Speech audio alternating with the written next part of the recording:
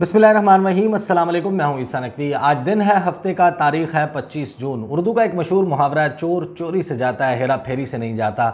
इस मुहावरे का इस वक्त तक, जिस वक्त मैं ये वीडियो कर रहा हूँ, इस वीडियो के साथ कोई ताल्लुक नहीं है, लेकिन इसमें जो खबर मैं आपके सामने रखने लगा हूँ वो अगर चोरी नहीं भी है, वो हेरा फेरी ज़रूर है। और हेरा फेरी किस तरीके से है, इसका बेनिफिशरी कौन है। शहबाज हुकूमत का पहला मुबैना कहूँगा मैं इसको, इस पर अगर तहकीकात हो तो शायद ये स्कैंडल साबित भी हो जाए। ये मुबैना मालियाती स्कैंडल है। इसका फ़ायदा जो अरबों रुपए का टीका लगाया गया है उन लोगों को जो पाकिस्तान के लिए कीमती ज़र मुबादला कमाते हैं, इसका ज़िम्मेदार कौन है। ये पैसे किसके पास गए हैं? क्या रियासत पाकिस्तान ने ये पैसे रखे हैं, हुकूमत पाकिस्तान ने रखे हैं, किसी हुकूमती ओहदेदार ने रखे हैं, या स्टेट बैंक ऑफ पाकिस्तान में किसी ने रखे हैं? इंतहाई अहम सवालात हैं जो मैं आपके सामने इस वीडियो में, और इंकशाफात हैं जो मैं आपके सामने वीडियो में रखूँगा।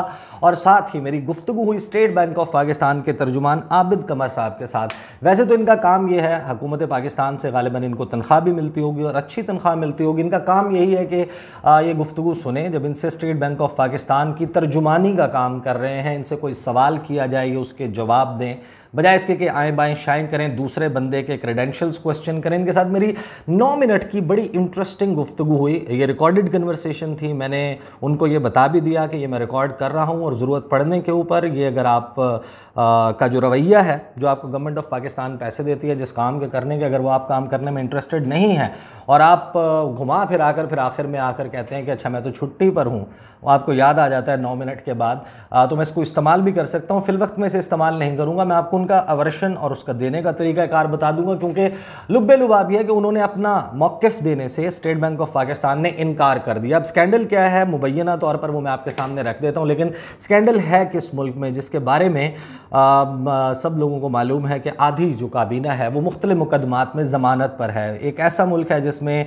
वज़ीर-ए-आज़म, वज़ीर-ए-आला सबसे बड़े सूबे के पंजाब के और उनकी जो फैमिली है उसके ऊपर मनी लॉन्ड्रिंग के संगीन इल्ज़ामात हैं। हो सकता है बहुत सारे इल्ज़ाम उनके ऊपर साबित ना हुए हों, लेकिन इल्ज़ामात ज़रूर हैं और उनमें वो ज़मानत पर मौजूद हैं। एक ऐसा मुल्क है जो ग्रे लिस्ट से बाहर आने की, फाइनेंशियल एक्शन टास्क फोर्स की ग्रे लिस्ट, जो कि माली बेज़ाब्तगियों को भी देखती है और दहशतगर्दों की माली मुआवनत के मामलात को भी देखती है, वो ग्रे लिस्ट से बाहर आने की कोशिश कर रहा है। एक ऐसे मुल्क में ये सब कुछ हो रहा है जो कोशिश कर रहा है कि पाकिस्तान को बैरूनी सरमायाकारी मिले, जो फॉरेन डायरेक्ट इन्वेस्टमेंट है वो पाकिस्तान में आए। लेकिन अगर आप इस किस्म की माली बेज़ाब्तगियाँ करेंगे तो कौन आप पर ट्रस्ट करेगा? अच्छा, सब लोगों को मालूम है कि पाकिस्तान के पास किन ज़राए से गैर मुल्की ज़र मुबादला आता है, जो कीमती ज़र मुबादला है, जिसके लिए हम फिर अपने पेट्रोलियम प्रोडक्ट्स ख़रीदनी हो, कुछ और इंपोर्ट करना, उसके लिए फिर डॉलर्स में पेमेंट करते हैं। ये 2-4 ज़राए हैं जिनसे आता है पाकिस्तान को पैसा। सबसे बड़ा चंक आपको मालूम है, और एक बहुत बड़ा चंक है जो पाकिस्तान के बैरून मुल्क मुकीम पाकिस्तानी है, गैर मुल्की तारिकीन वतन है, वो अपना खून पसीना बहा के पूरा महीना काम करके आखिर में महीने के जो उनको पैसे मिलते हैं, रकम मिलती है, वो पाकिस्तान भिजवाते हैं। ये पाकिस्तान को पैसे मिलते हैं। इसके अलावा पाकिस्तान जो थोड़ी बहुत एक्सपोर्ट्स करता है उसके मद में जो पैसे आते हैं, और अब पहले तो शायद नहीं होता था, लेकिन अब जो है एक रीसेंट फिनोमेना ऐड हुआ है, वो है export of services, IT exports. और उसके अलावा जो ऑनलाइन प्लेटफॉर्म्स हैं, किसी का यूट्यूब चैनल है, किसी का कोई वेबसाइट चला रहा है, कोई न्यूज़ वेबसाइट, एंटरटेनमेंट की वेबसाइट चला रहे हैं, ऑनलाइन पोर्टल्स चला रहे हैं, उसके पैसे पाकिस्तान को आते हैं। और ये वो पैसा है जिसके ऊपर ये मुल्क चल रहा है, और ये वो लोग हैं जो काम करके इस मुल्क को चलाने में मदद देते हैं, हुकूमत का, रियासत का हाथ बटाते हैं। बड़े कीमती लोग हैं ये। इन लोगों के साथ जो कुछ किया गया और जिस तरीके से किया जा रहा है, इसके ऊपर जाहिर है कि अगर तहकीकात हों तो ये पता चल जाएगा कितने अरब रुपए का टीका जो है लगाया गया और एग्जैक्टली किसकी जेब में गया। अच्छा, ये जो पैसे आते हैं पाकिस्तान में, जो बाहर से गैर मुल्की तारिकीन वतन भेजते हैं, वो आपको मालूम है मुख्तलिफ ज़राए से भेजते हैं। कुछ हवाला हुंडी से भी भेजे जाते थे। बैंकिंग चैनल्स जो हैं वो भी बहुत सारे लोगों ने फिर उनसे भेजना शुरू कर दिए। फिर ये रोशन डिजिटल अकाउंट और दूसरी जो स्कीम्स हैं उनके ज़रिए। बहरहाल, क्योंकि ये गैर मुल्की तारिकीन वतन से मुतल्लिक नहीं है स्टोरी, तो फ़िलहाल बात करते हैं उस स्टोरी के ऊपर। एक बड़ा चंक जो पैसों का आता है वो गूगल, आपको पता है कि एक बहुत ऑनलाइन सर्विसेज के लिए बहुत सारे लोग गूगल के मुख्तलिफ ऐप्स को, प्लेटफॉर्म्स को यूज़ करते हैं, उसका एक मेजर चंक आता है ना। I am sure this is in millions of dollars. बहुत ख़तीर रकम जो है वो पाकिस्तान को भेजी जाती है। अच्छा, गूगल जो है उसका रूल ये है कि हर महीने की 21 और 22 तारीख की दरमियानी रात, यानी कि जून चल रहा है तो 21 और 22 जून की दरमियानी रात जो गूगल एशिया पैसिफिक ऑफिस है वहाँ से इलेक्ट्रॉनिकली वो पैसे उनकी ट्रांजैक्शन कर दी जाती है, यानी कि स्टेट बैंक ऑफ पाकिस्तान को वो पैसे भिजवा दिए जाते हैं। फिर in due course of time standard operating procedure और जो मुरव्वजा तरीक़ाकार वो ये है कि अगले 2 रोज़ में, यानी कि 22 तारीख और 23 तारीख, अगर वो वर्किंग डे हो, वीकेंड ना हो, कोई सरकारी छुट्टी ना हो, वो बैंक का वर्किंग डे हो, तो फिर इन 2 दिन में यानी कि 22 तारीख और 23 तारीख को जो बैंकिंग आवर्स क्लोज होते हैं, डॉलर का रेट इस्टेब्लिश हो जाता है, तो उस शाम को मार्केट क्लोज होने के बाद पैसे ट्रांसफ़र कर दिए जाते हैं। जो कन्वर्शन रेट बनता है, डॉलर का एक्सचेंज रेट बनता है, उसके मुताबिक पैसे ट्रांसफ़र कर दिए जाते हैं। अब जाहिर है कि इसके ऊपर भी बहुत सारे सवाल हैं कि स्टेट बैंक ऑफ पाकिस्तान को जिस वक्त मिले उस वक्त के मुताबिक एक्सचेंज रेट जो है वो बनना चाहिए, लेकिन इस दफ़ा पहली मरतबा एक बड़ी अजीबोगरीब किस्म की बात हुई। आपको मालूम है कि यह हुकूमत जब से आई, जो पाकिस्तान का गैर मुल्की ज़र मुबादला है, इसके ऊपर बहुत सारे सवालात थे। किस तरीके से इरोड हो रहा है, बहुत तेज़ी से ज़र मुबादला के ज़खायर पाकिस्तान में इरोड हो रहे हैं, ख़त्म हो रहे हैं। कोई 16-17 अरब डॉलर थे जिस वक्त 8 मार्च को एक तहरीक अदम एतमाद लॉन्च की गई, जो सियासी गैर यकीनी की सूरत हाल है, पॉलिटिकल इंस्टेबिलिटी, उसकी वजह से मामलात इनके कंट्रोल में नहीं आए। जो पेट्रोलियम प्रोडक्ट्स हैं उनकी इंटरनेशनली प्राइसेस किस तरीके से बढ़ रही थी, रुपए की कदर में कमी हो रही थी, इनको पैसे देने थे, और फिर इस किस्म की इतलात आई कि 8 अरब डॉलर से भी कम रह गए हैं। अच्छा, हुकूमतें इस सारे मामले में उनको ज़्यादा बेहतर इन्फॉर्मेशन होती है, उनको मालूम होता है। ये IMF के साथ भी बातचीत कर रहे थे, हो सकता है कि इस दिन हो जाए, उसके भी आपको इंडिकेटर्स याद होंगे। एक आध दिन में हो जाएगा मामला, IMF के साथ डील हो जाएगी, पैसे मिल जाएंगे। और फिर चाइना के हवाले से भी गवर्नमेंट ऑफ पाकिस्तान को तो मालूम था कि वो पैसे मांग रहे हैं और को 2.3 अरब डॉलर की खतीर रकम पाकिस्तान में आनी है। और जाहिर है कि जिस वक्त एक बड़ी रकम पाकिस्तान आती है, एक वो रकम और उसके बाद गूगल की जो एक बड़ी मिलियंस ऑफ डॉलर्स की पेमेंट है स्टेट बैंक ऑफ पाकिस्तान के पास पहुंचनी है, तो जाहिर है कि जो रुपए के ऊपर दबाव है वो कम होगा, डॉलर का रेट जो है और जो रुपए है वो एप्रिशिएट करेगा, उसकी कदर में इजाफा होगा और डॉलर जो है वो नीचे आएगा। बिल्कुल ऐसा ही हुआ। 22-23 तारीख आपको याद है, 21 तारीख को 22 तारीख को रेट क्या था मार्केट में, 211-212 रुपए पे जो डॉलर ट्रेड हो रहा था वो हमने देखा कि 23 तारीख को गिरा, और गिरा 4 रुपए 5 रुपए की कमी आई, फिर कोई 2 रुपए की कमी आई। जो 211-12 के ऊपर इंटर बैंक ट्रेड हो रहा था और ओपन मार्केट में वो 214 के ऊपर ट्रेड हो रहा था, वो 206 के ऊपर आ गया, 206 पर आ गया। 206 के ऊपर भी अब जो लोग बैंकिंग और फाइनेंस के सेक्टर को समझते हैं उनको मालूम है कि किसी का फाइनेंस होल्ड अप करना इसकी इजाज़त नहीं दी जाती। और स्टेट बैंक ऑफ पाकिस्तान जो कि रेगुलेटर है इस मुल्क में, फाइनेंसेस का रेगुलेटर है स्टेट बैंक ऑफ पाकिस्तान, ना ही कोई कमर्शियल बैंक ना ही स्टेट बैंक किसी के पैसे को होल्ड कर सकता है।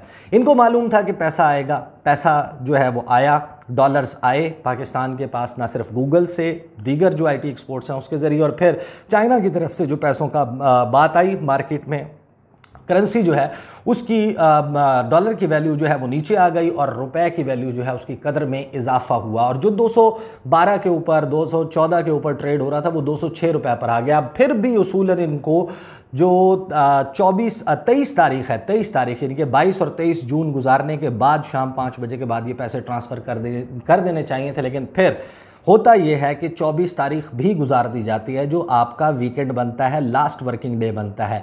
जुमा 24 जून भी गुजार दी गई, ये पैसे ट्रांसफ़र नहीं किए गए। जो पाकिस्तान के ऑनलाइन प्लेटफॉर्म्स से कमाने वाले लोग हैं उनको पैसे नहीं ट्रांसफ़र किए गए। अब जाहिर है कि फिर इसका मतलब है कि हफ्ते का दिन और इतवार का दिन भी गुजरेगा, और क्योंकि ड्यूरिंग द वर्किंग आवर्स पैसे ट्रांसफ़र नहीं किए जाते तो मंडे का दिन भी गुजरेगा। शाम को जिस वक्त मार्केट बंद होगी तो फिर गुरूब आफ्ताब के बाद वो पैसे ट्रांसफ़र किए जाएंगे। तो टेक्निकली स्पीकिंग अगर उस दिन जो पैसे हैं, वो जो डॉलर का रेट है वो 200 से नीचे रह जाता है और फिर 3 रुपए बैंक जो है वो अपने या 2 रुपए सर्विस चार्जेस रख लेता है, तो इंडिविजुअली तो शायद किसी शख्स को 25,000, किसी को 30,000, किसी को 50,000, किसी को 1 लाख रुपए, किसी को 2 लाख रुपए का नुकसान हो रहा हो। लेकिन ऐसे प्लेटफॉर्म्स, ऐसी कंपनीज जो पाकिस्तान में IT और इस शोबे में काम कर रही हैं, जिनकी पेमेंट बहुत बड़ी चंक जो है वो बनता है, अगर उनको 10 रुपए का इम्पैक्ट बनता है और ओवरऑल इसको कलेक्ट कर लिया जाए, अगर आप सोचें कि ये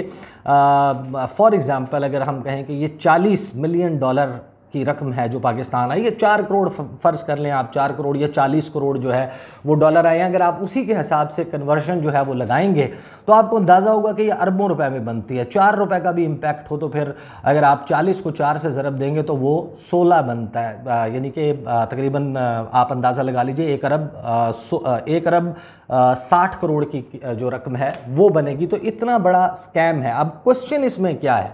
क्वेश्चन ये है, और यही क्वेश्चन मैंने स्टेट बैंक ऑफ पाकिस्तान के तर्जुमान आबिद कमर साहब से पूछा। आबिद कमर साहब ने तो पहले उन्होंने कहा कि ज़ाहिर मैंने उनको अपना तारुफ करवाया, उन्होंने वो सुन लिया, उन्होंने कहा मसला क्या है, मुद्दा क्या है जिस पर आपको मौक़िफ़ चाहिए। मैंने ये पूरी कहानी उनके सामने रख दी कि आप मुझे बताएं। तो फिर उनको याद आया कि सवाल तो बड़ा सीरियस है, बड़ा जेन्युइन है, मैं जवाब क्या दूँ। उन्होंने जवाब देने के बजाय उन्होंने कहा कि आप अपना नाम दोबारा बताएं, आप किस इदारे के साथ काम करते हैं पहले वो बताएं। फिर उन्होंने कहा कि देखिए मैं आपको बताने का मजाज नहीं हूँ क्योंकि आप रिपोर्टर नहीं हैं। अगर आप किसी इदारे के साथ काम कर रहे हैं तो बता दीजिए, अगर आप अखबार के साथ काम कर रहे हैं तो मैंने उनको कहा कि आप ना समझते हो। मैं जर्नलिस्टिकली बहुत सारे लोग सब यहाँ पर वीडियोज़ कर देते हैं, सवाल करने की भी जो है वो जहमत नहीं करते। मैं एक जैसे कहते हैं कि मेरी ट्रेनिंग एज ए जर्नलिस्ट है, तो मैं आपसे बड़ा जेन्युइन सवाल कर रहा हूँ, आप मुझे बता दें इसके ऊपर क्या मौक़िफ़ है, मैं उसको इंक्लूड करना चाहता हूँ। उसके बगैर मैं ये स्टोरी नहीं करना चाहता जिसके ऊपर पहले उन्होंने कहा कि चलें आप हमें ईमेल कर दें फ़लाँ एड्रेस के ऊपर और 1-2 दिन में हम आपको रिप्लाई कर देंगे, या उनका कहने का मतलब था कि जब नेक्स्ट दफ्तर खुलेगा उस दिन हम आपको कर देंगे, मोस्ट प्रोबेबली मंडे को। तो मैंने उनको कहा कि देखें ये स्टोरी मैं कर रहा हूँ उसके हवाले से। फिर उन्होंने बातों में लगाया और फिर आखिर में उन्होंने आके उनको अंदाज़ा हुआ कि मामला टलने वाला ऐसे नहीं है। तो उन्होंने कहा कि मैं तो छुट्टी पर हूँ। उन्हें 9वें मिनट में हमारी गुफ्तगू के याद आया कि वो तो छुट्टी पर हैं और बहुत मसरूफ़ हैं, उनका टाइम उनके पास नहीं है। तो उन्होंने कहा कि देखें इसके ऊपर ना मैं वर्शन नहीं दे सकता। स्टेट बैंक ऑफ पाकिस्तान का एज़ ऑफ नाउ इसके ऊपर कोई वर्शन नहीं है, but this is very important question is 2 से 3 सवाल हैं जो मैं छोड़ कर जा रहा हूँ कि ये पैसे जो हैं वो किसके पास गए हैं। वो रियासत पाकिस्तान ने रखे हैं, वो हुकूमत पाकिस्तान ने रखे हैं, वो स्टेट बैंक ऑफ पाकिस्तान ने रखे हैं, वो किसी कमर्शियल बैंक ने रखे हैं, क्या वो किसी इंडिविजुअल ने रखे हैं। वो इंडिविजुअल अगर किसी ने रखे हैं तो वो स्टेट बैंक ऑफ पाकिस्तान में मौजूद है, वो इंडिविजुअल गवर्नमेंट ऑफ पाकिस्तान में मौजूद है, क्योंकि हमारे सामने इस वक्त एक माली बेज़ाब्तगी है। क्या ये मुबैना तौर के ऊपर क्या ये कोई माली स्कैंडल भी है, ये स्कैम भी है, इसके ज़रिए पैसे जो है वो किसी ने कमाए भी हैं कि डॉलर मार्केट में सर्कुलेट कर दिया, डॉलर की प्राइस नीचे आ गई और जो एक्सचेंज रेट है उस दिन से इस दिन के मुकाबले में उसको किसी ने हड़पने की कोशिश की है। ये वो सवालात हैं जिसके ऊपर जवाब अगर दे दिया जाए स्टेट बैंक ऑफ पाकिस्तान की तरफ से तो बेहतर है। अगर मिल जाता है, उनका कोई राब्ता हो जाता है, वो करते हैं, तो फिर मैं आपके सामने दोबारा उनका वर्शन लेकर हाजिर हो जाऊँगा। But this is the story. और जाहिर है कि मैं आगाज़ में कह चुका, एक ऐसी हुकूमत जिसके ऊपर इस किस्म के सवालात मौजूद हैं कि वो इम्पैक्ट लोगों के ऊपर जिस तरीके से ट्रांसफ़र कर रही है, इंटरनेशनल मार्केट की जो प्राइसेस हैं उसको लोगों के ऊपर जिस तरीके से ट्रांसफ़र कर रही है, उसके पास लगता है कोई ऑप्शंस नहीं है। ना उसके पास अपने पेट्रोलियम प्रोडक्ट्स के हवाले से इंटरनेशनली बाइंग के दूसरे ऑप्शंस हैं, ना ही उसके पास ये ऑप्शंस हैं कि पाकिस्तान में किसी तरीके से इसको एडजस्ट किया जाए। डायरेक्ट ट्रांसफ़र कर दिया गया और कीमतें जब एक दफ़ा बढ़ जाती हैं तो फिर कीमतें किस तरीके से रिवर्स होती हैं आपको मालूम है। रिवर्स होने का रिवाज इस मुल्क में कम से कम मैंने तो नहीं देखा। थोड़ी बहुत कम होती हैं, फिर दोबारा एक नॉर्मल आपने इस्टेब्लिश कर लिया होता है। तो पैसे बढ़ा दिए गए हैं, लोगों की ज़िंदगियों के ऊपर इम्पैक्ट आ रहा है और उसको जिस तरीके से ये हुकूमत ट्रांसफ़र कर रही है, this is a very serious question. Let's see कि इसका जवाब मिलता है या नहीं। अगली वीडियो में आपके साथ मुलाकात होगी। मुझे इजाज़त दीजिए। अल्लाह हाफ़िज़।